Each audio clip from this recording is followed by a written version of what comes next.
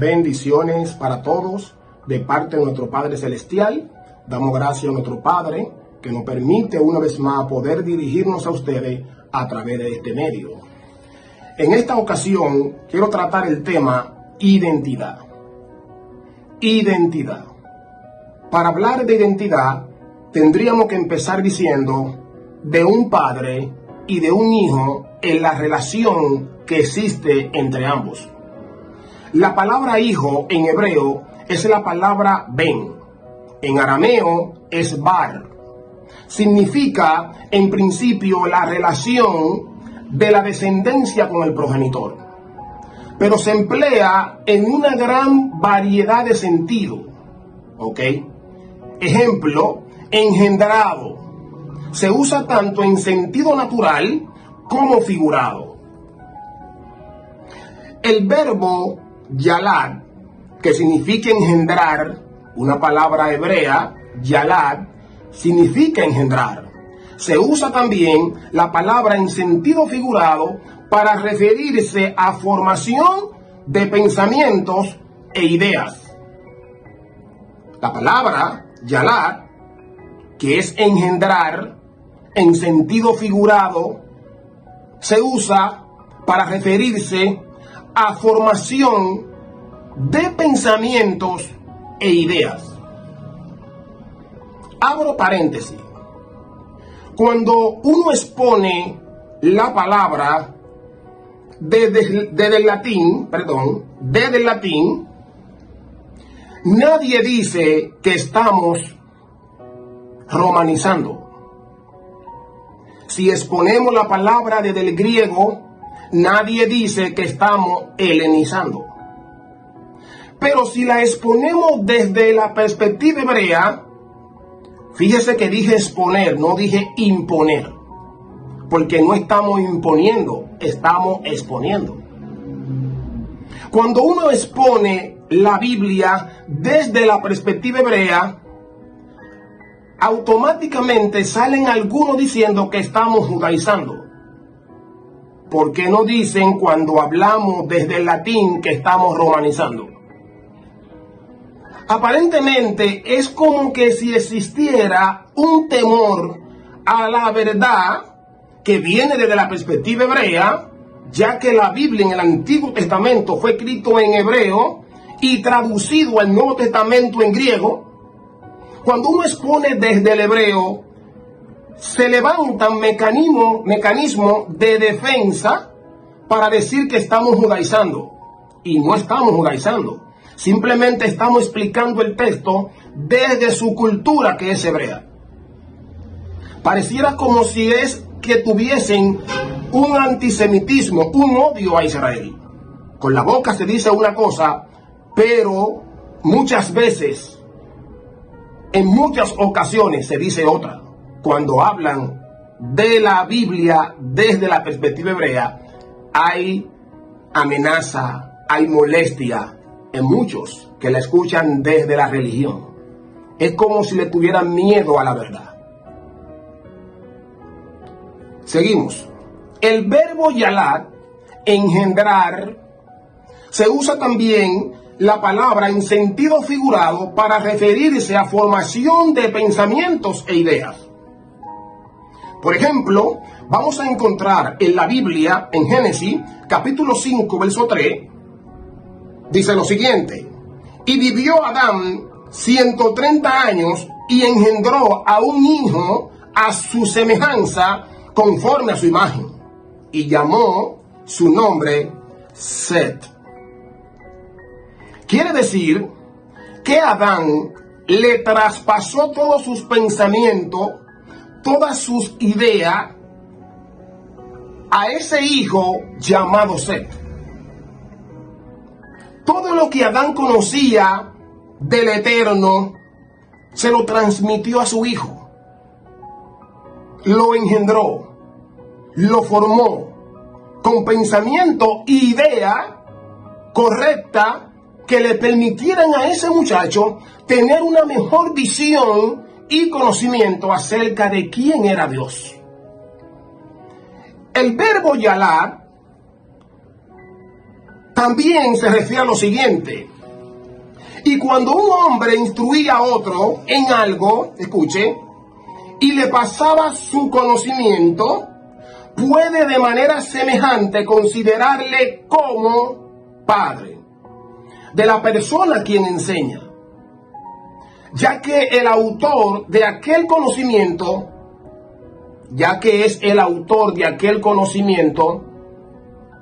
así los alumnos de los profetas se llamaban hijos de ellos. Cuando en la Biblia aparecen los hijos de los profetas, era porque los profetas le transmitían sus pensamientos, su idea, su conocimiento.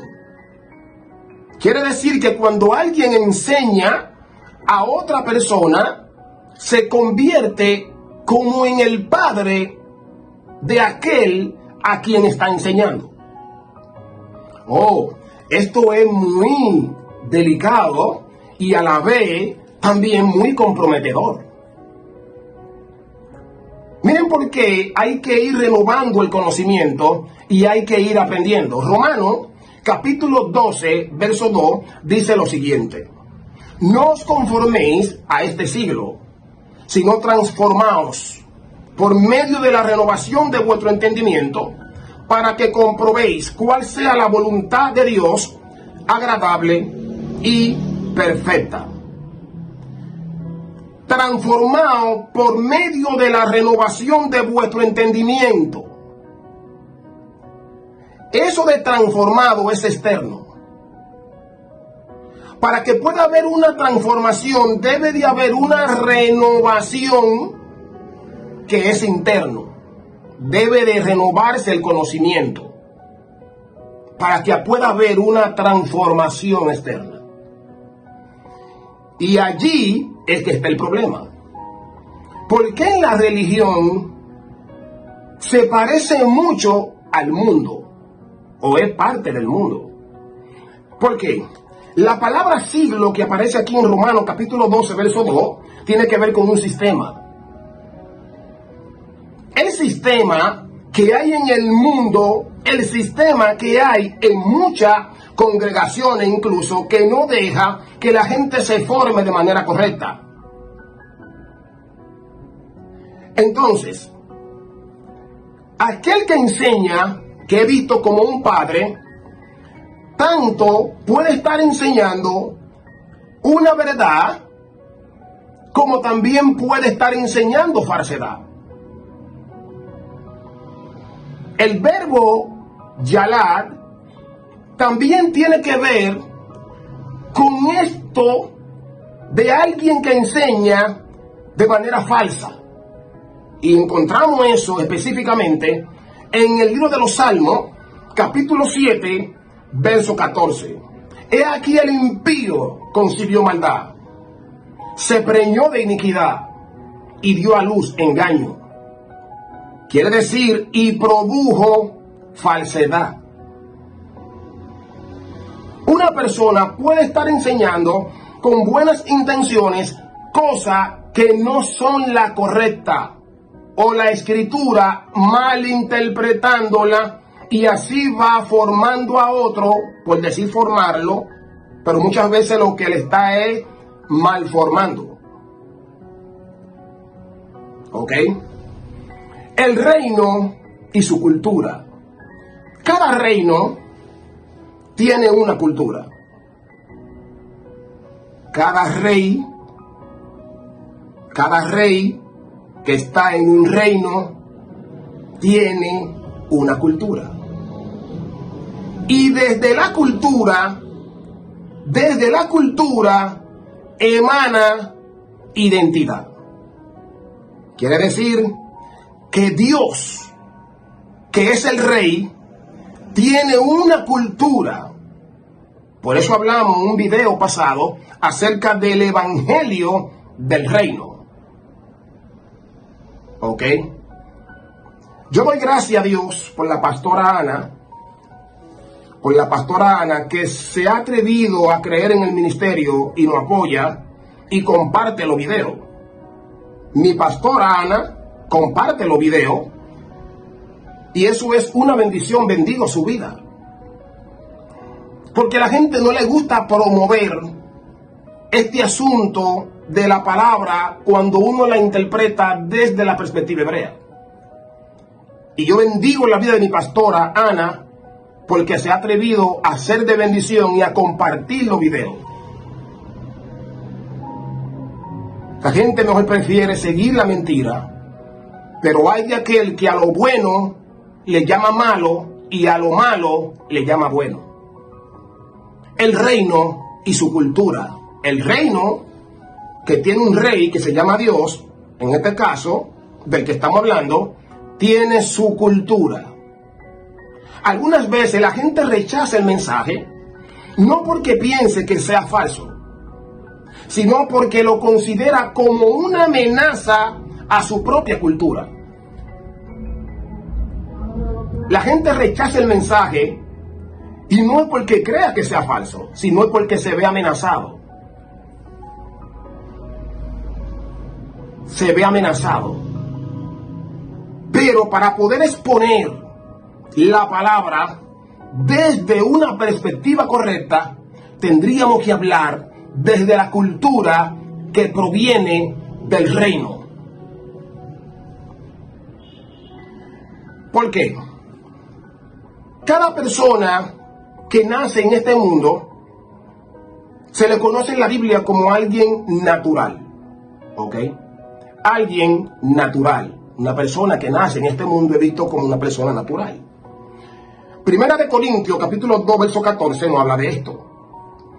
Pero el hombre natural no percibe las cosas que son del Espíritu de Dios, porque para él son locura, y no las puede entender, porque se han de discernir espiritualmente. Una persona que nace en este mundo es un natural. No puede entender las cosas espirituales. ¿Por qué? Adán y Eva pecaron y transgredieron. Todos fuimos destituidos de la gloria de Dios. Todos. Y Romanos capítulo 5, verso 12 nos habla de esto. Por cuanto, como el pecado, entró en el mundo por un hombre, y por el pecado la muerte, así la muerte pasó a todos los hombres, por cuanto todos pecaron. La muerte pasó a todos los hombres por cuanto todos pecaron. Y de allí que todo el que nace en este mundo es un natural. ¿Ok? No hijo. Por tanto, no tiene identidad. Producto del pecado. Ahora, por cuanto todos pecaron y están destituidos de la gloria de Dios, dice Romanos 3, verso 23. Cuando Adán y Eva pecaron, el pecado causó que fueran quitados de una posición de hijo y cayeran a ser naturales. ¿Ok? Por eso, para poder tener otra vez la identidad de hijo, el ser humano tiene que hacer algo. Y es aceptar a Cristo. Y eso lo encontramos en Juan, capítulo 1, versos 12 y verso 13. Mas a todos los que le recibieron, a los que creen en su nombre, les dio potestad o derecho legal de ser hechos hijos de Dios. Los cuales no son engendrados, escuchen la palabra engendrar acá, de sangre ni de voluntad de carne, ni de voluntad de varón, sino de Dios. A los que fueron engendrados. Engendrados. Quiere decir que todo aquel que recibió a Cristo, que cree en Él, en su nombre, pasa a ser hijo de Dios. Ya no es un natural, ahora es un hijo. Pero ese hijo ahora necesita ser engendrado, formado, capacitado para toda buena obra. Pero cuando escuchamos personas enseñar y decir, Si usted aceptó a Cristo, ya usted no tiene que hacer más nada. No tiene que añadirle nada a nada. Ya usted aceptó a Cristo. Es un error. Eso es un error. Aquí está diciendo que tiene que ser engendrado. Tiene que ser formado. ¿Cómo nosotros podemos ignorar esto si acabamos de enseñar el verbo yalad, que significa engendrar? En sentido figurado tiene que ver con ideas y pensamiento que se transmite. Y aquel que lo transmite, que enseña, es visto como un padre de aquel que está enseñando. Por eso aquí aparece la palabra engendrar, de formación. El que aceptó a Cristo debe de ser formado ahora. Debe de ser instruido.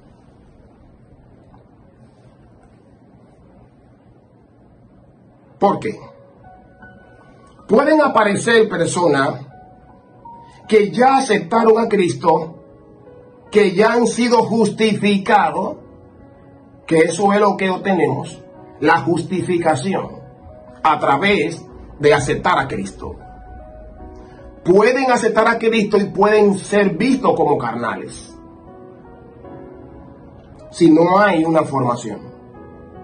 Para que se pueda dar la identidad correcta de ese hijo, ahora ese hijo necesita saber cuál es su posición, su posesión, posición y posesión. ¿Qué es lo que le corresponde, entre otras cosas más? Una persona puede haber aceptado a Cristo y conducirse como un carnal. Por eso en 1 Corintios capítulo 3, verso 1, dice el apóstol Pablo: de manera que yo, hermanos, mire que dice hermanos, no puedo hablaros como espirituales, sino como a carnales, como a niños en Cristo. ¿Por qué Pablo está diciendo esto? De manera que yo, hermanos, no puedo hablaros como a espirituales, sino como a carnales. Hay personas que cuando tú quieres exponer la palabra con profundidad, ellos muestran un mecanismo de defensa y lo consideran como complicado. ¿Por qué?